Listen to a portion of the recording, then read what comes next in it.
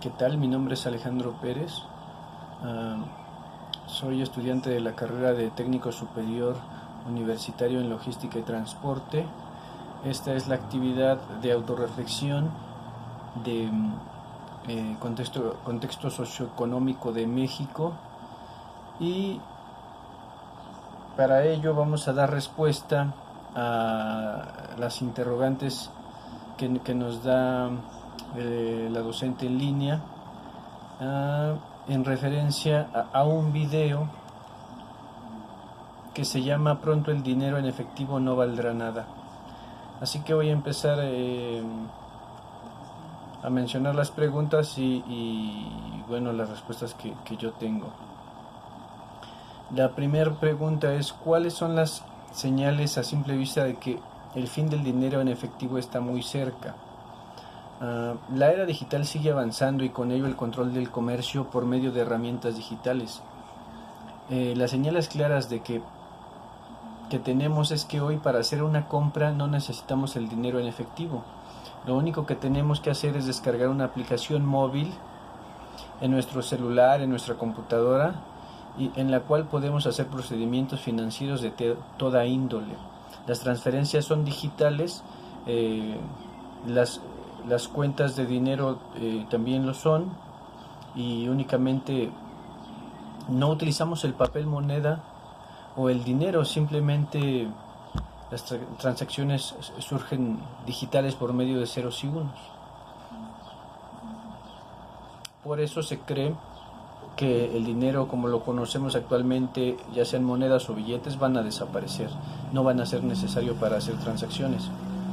La siguiente pregunta ¿es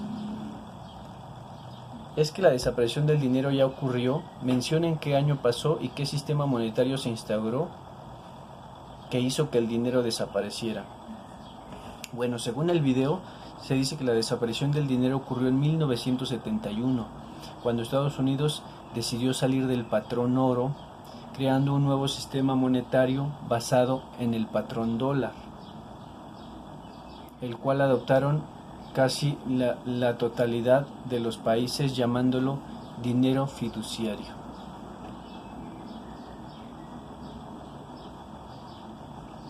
Aquí pues se cree que desapareció porque este dinero no tiene valor alguno, no está soportado en el oro o en la plata como lo hacía anteriormente.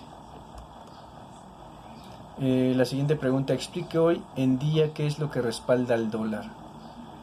Actualmente el dólar, lo único que le respalda es la reputación, en este caso del país que lo emite, que es Estados Unidos, la influencia que tiene en los mercados. Como vimos en anteriores videos, además de el dólar es un dinero fiduciario y se soporta solamente en la fe y la confianza de la misma divisa. Después tenemos la pregunta: menciona las consecuencias de haber abandonado el patrón oro.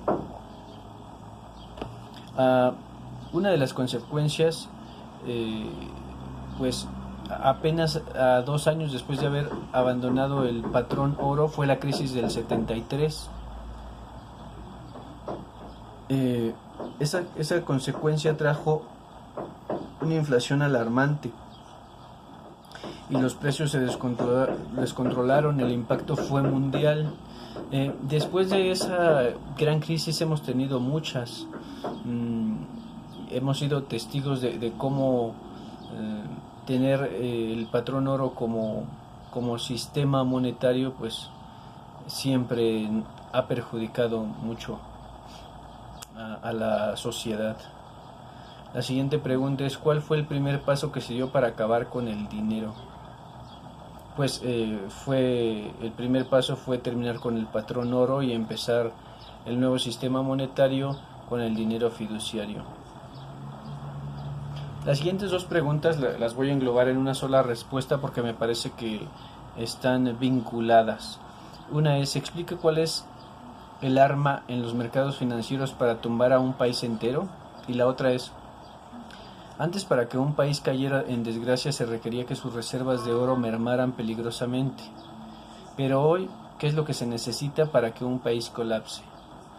Si bien anteriormente se debilitaban naciones y economías a través de las guerras tradicionales, como lo fue la Primera y la Segunda Guerra Mundial, hoy en día vivimos lo que podría llamarse guerras comerciales, donde los comentarios especulativos pueden tener impactos drásticos. Para dar un ejemplo de esto a nivel local, podríamos citar el comentario que hizo el presidente Andrés Manuel López Obrador, mencionando en una conferencia de prensa que Carlos Slim planeaba retirarse de los negocios. Si recuerdan, esa noticia trajo consigo que las acciones del magnate cayeran. Y entonces, a nivel local, por ejemplo, los comentarios de gente influyente puede perjudicar a una empresa, pero también a un país. Ahora tenemos este caso donde Donald Trump acaba de anunciar que va a poner un arancel del 5% a todas las importaciones desde México hacia Estados Unidos y lo va a incrementar hasta el 15% si México no detiene la migración de toda esta población centroamericana que ahorcada por la pobreza está tratando de llegar a Estados Unidos.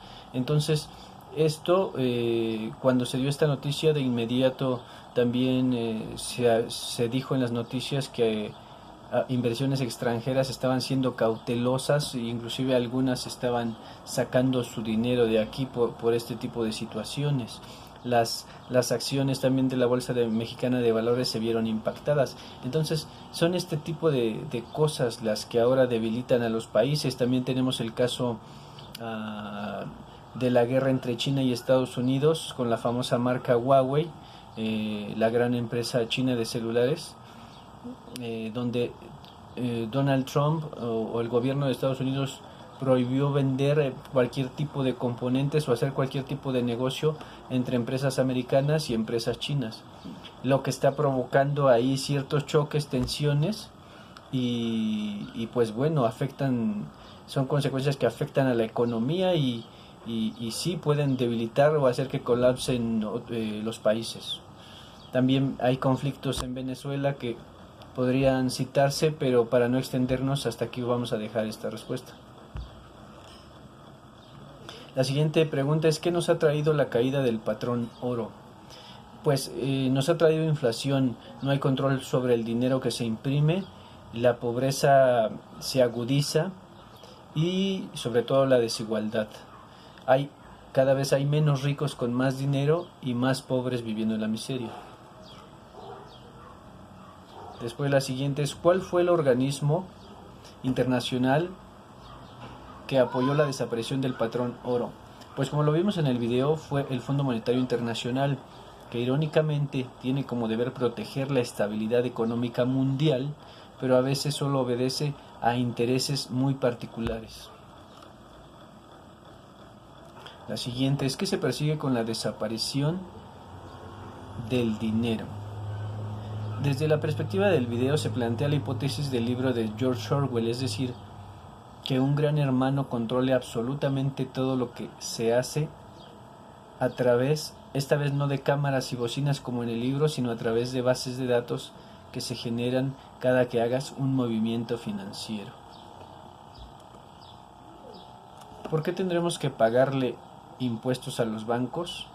Bueno, también en el video plantea la hipótesis de que al no existir dinero físico, los bancos intentarán cobrar impuestos por utilizar el sistema.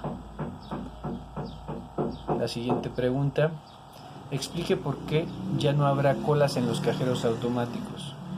Porque el dinero, como lo conocemos físicamente, no existirá.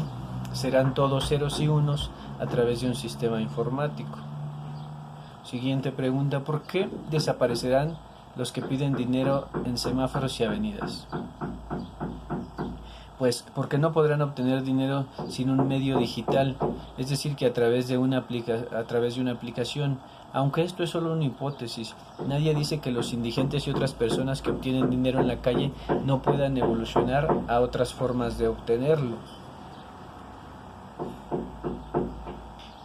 La siguiente pregunta es: explique por qué empezaron a fallar los controles sobre la tarta de manzana.